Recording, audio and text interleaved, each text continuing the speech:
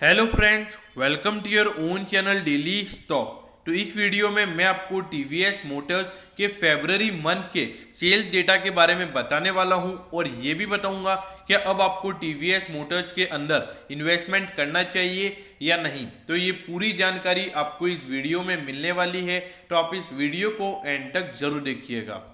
और दोस्तों, अगर आपको रोज इसी तरीके की अपडेट चाहिए तो आप प्लीज़ हमारे चैनल को जरूर सब्सक्राइब कर दीजिएगा, क्योंकि आपको रोज ये सारी अपडेट्स हमारे चैनल के ऊपर मिलने वाली है। तो चलिए शुरू करते हैं। तो ये देखिए, यहाँ पर जो टीवीएस मोटर्स की टोटल सेल्स है, मतलब डोमेस्टिक यानी कि जो इंडिया वाली सेल्स है वो भी, और जो इंटरनेशनल वाली है, दोनों को मिला के ये देखिए 18% इसकी सेल्स बढ़कर हो गई है 2,97,747 यूनिट। देखिए ध्यान रखिएगा दोस्तों, ये जो टोटल सेल्स आपको मैं दिखा रहा हूँ ये सिर्फ फरवरी मंथ की ही है, कोई ईयरली सेल्स नहीं है, सिर्फ फरवरी मंथ की सेल्स है। और पिछले साल के फरवरी से यहाँ पर आपको 18% का ग्रोथ इसकी सेल्स में देखने को मिला है, जिसकी वजह से आज इसमें लगभग 4-5% की तेजी भी देखने को मिली।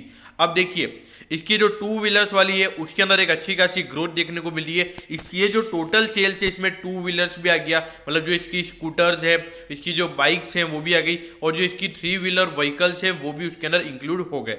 लेकिन अगर आप यहाँ पे थ्री व्हीलर्स को देखेंगे तो थ्री व्हीलर्स का धंधा इसका कम हो गया है पिछले साल के मुकाबले। ये देखिए 24.2, मतलब ऑलमोस्ट 25% की गिरावट उसके सेल्स में देखने को मिली है, और वो हो गई है अब 13,166 यूनिट की, क्योंकि पिछले साल लगभग 17-17,500 की कंपनी ने जो थ्री व्हीलर्स की गाड़ियां पिछले साल 17-17,500 गाड़ियां बेची थी, और अभी देखिए 13,166 हो गई है। लेकिन देखिए हमको ओवरऑल से मतलब है, और ओवरऑल कंपनी की यहाँ पे 18% सेल्स बढ़ी है, ये एक अच्छी बात है। अब मेन बात ये भी है, अगर 18% कंपनी की सेल्स बढ़ी है तो कम से कम आपको कंपनी की प्रॉफिटेबिलिटी इस क्वार्टर में 25% बढ़ती हुई नजर आ सकती है। और मेन बात ये कि पिछले साल जो फेब का मंथ था उसके अंदर 29 डेज थे और इस बार 28 डेज ही थे।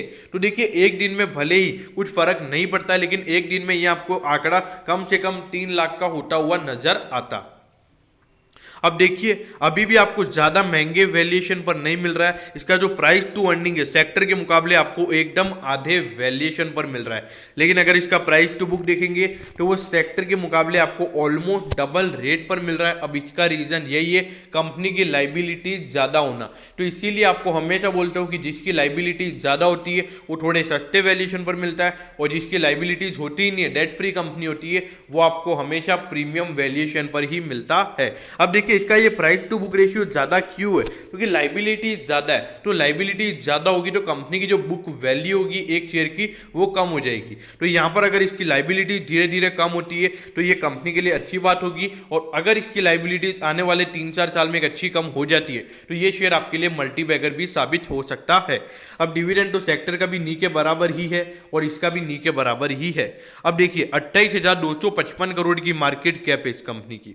अब ये देखिए, देखेंगे तो इसका अगर आप पिछले साल का लगभग अगर रेवेन्यू देखेंगे तो देखिए लगभग यहाँ पे 1,000 करोड़ की यहाँ पे इसके रेवेन्यू में गिरावट देखने को मिली थी, लगभग 1,200 करोड़ की, और लगभग 1,200 करोड़ यानी इसका पिछले साल 6% का इसका धंधा कम हो गया था। और अगर आप प्रॉफिटेबिलिटी की बात करेंगे, अगर इससे कंपेयर करेंगे तो लगभग 11% कंपनी का पिछले साल प्रॉफिट कम हो गया था, और इस बार भी आपको ये कम होता हुआ नजर आएगा। क्योंकि पता है आपको, क्योंकि अप्रैल से लेकर सितंबर तक कंपनी का इतना धंधा नहीं हुआ था। भले जुलाई से लेकर सितंबर तक फिर भी थोड़ा धंधा हुआ था, लेकिन अप्रैल से लेकर जून तक तो कंपनी का धंधा बिल्कुल ही बंद पड़ा हुआ था। तो इसीलिए इस बार भी आपको ये रेवेन्यू गिरता हुआ नजर आएगा, और जो कंपनी की प्रॉफिटेबिलिटी है वो भी आपको थोड़ी सी ईयरली बेसिस पर गिरती हुई नजर आ सकती है। अब ये देखिए जितना इसमें करेक्शन होना चाहिए वो इसके शेयर के प्राइस में पहले से इंक्लूडेड है, क्योंकि देखिए 794 का इसका हाई है, मतलब हाई के मुकाबले 180 रुपये आपको ये डिस्काउंट पे मिल रहा है। अब 180 रुपये यानी लगभग आपको 25% ये शेयर अपने हाई से डिस्काउंट पे मिल रहा है। तो जितना करेक्शन इसका ईयरली बेसिस में इसकी अर्निंग्स में होगा उतना करेक्शन इसके अंदर पहले से दिख रहा है।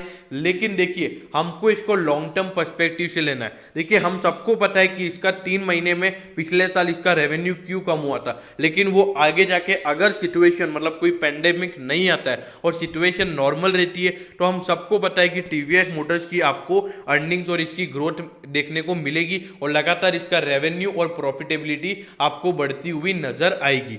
अब देखिए मेन बात क्या है कि टीवीएस मोटर्स, और अगर आप देखोगे टीवीएस मोटर्स का मेन दिक्कत वाली बात ये तो कि देखिए इसमें कंपटीशन थोड़ा सा ज़्यादा है। देखिए इंडिया में टीवीएस मोटर्स भी है, फिर उसके बाद अगर आप देखोगे सुजुकी भी है जिसका SS125 मॉडल है, फिर वेस्पा भी है, फिर होंडा की एक्टिवा भी है, फिर मैस्ट्रो भी है हीरो की। तो देखा जाए तो इस सेक्टर में कंपटीशन खासा ज़्यादा है। और अगर आप बाइक भी देखोगे तो बाइक भी बहुत ज़्यादा है, मतलब बाइक में भी हीरो भी है, हीरो कंपनी भी है, फिर होंडा की कंपनी भी है, फिर उसके बाद में पल्सर अपने बजाज ग्रुप की हो गई। तो ऐसे देखा जाए तो इस सेक्टर में कंपटीशन बहुत है। और उसके बाद क्या होता है कि अगर सपोज इस बार गाड़ी ले ली तो आप हर साल गाड़ी तो नहीं लोगे, लेकिन देखिए कोई और बंदा लेगा। लेकिन एक तरीके से देखा जाए एक टाइम ऐसा आता है जब इनकी सेल्स में एक दिक्कत पड़ने लग जाती है। इनका अगर आप मेन धंधा देखोगे तो इनका मेन धंधा दिवाली के सीजन में ही होता है, और दिवाली हो गया, फिर उसके बाद में दिसंबर में जो क्रिसमस सेल होती है उस वक्त ही इन कंपनीज का मेन धंधा होता है। बाकी ये पूरे टाइम मंदे पड़े होते हैं क्योंकि लोग अधिकतर गाड़ी उसी वक्त लेते हैं। तो इसीलिए थोड़ा सा टीवीएस मोटर्स और ये जितने भी ये ऑटो स्टॉक्स हैं इसमें से टीवीएस मोटर्स हो गया, हीरो मोटोकॉर्प हो गया, ये थोड़े से रिस्की लगते हैं। लेकिन हीरो मोटोकॉर्प का एक अलग फंडा है। अब वो क्यों है? क्योंकि हीरो मोटोकॉर्प में अगर आप देखोगे तो उसका एक हार्ले डेविडसन वाला वो उसने लॉन्च कर दिया है। तो हार्ले डेविडसन में प्रॉफिट ज़्यादा है, प्रॉफिट मार्जिन एकदम ज़्यादा है, तो उसके अंदर उसकी प्रॉफिटेबिलिटी आपको बढ़ती हुई नजर आएगी। अब देखिए, अब एज एन इन्वेस्टर आपको क्या करना चाहिए? देखिए मेरे ख्याल से तो सबसे पहले अगर आपने इसको लॉन्ग टर्म के लिए बाय कर रखा है, मेरे ख्याल से बने रहिए, कोई भी इश्यू वाली बात नहीं है। थोड़ी थोड़ी धीरे धीरे आपको इसके अंदर कम से कम आप इसमें 5 से 10% का हर साल का कैपिटल एप्रिसिएशन मानकर चल सकते हैं। अब रही बात शॉर्ट टर्म व्यू, देखिए शॉर्ट टर्म व्यू में अगर मैं बात करूँ लगभग 625 के लेवल को अगर ये तोड़ेगा तो आपको आराम से 650 या 660 के लेवल इसमें देखने को मिलेंगे।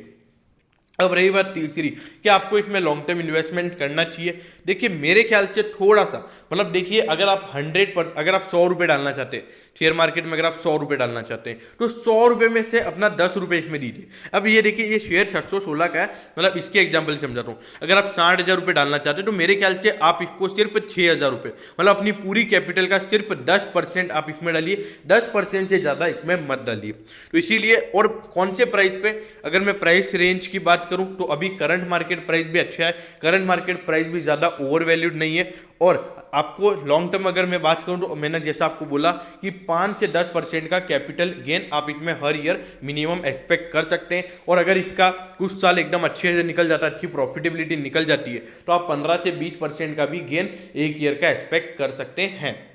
तो देखिए दोस्तों, ये मेरा पर्सनल एनालिसिस है, आपको अपने फाइनेंशियल एडवाइजर की एडवाइस लेकर ही काम करना है।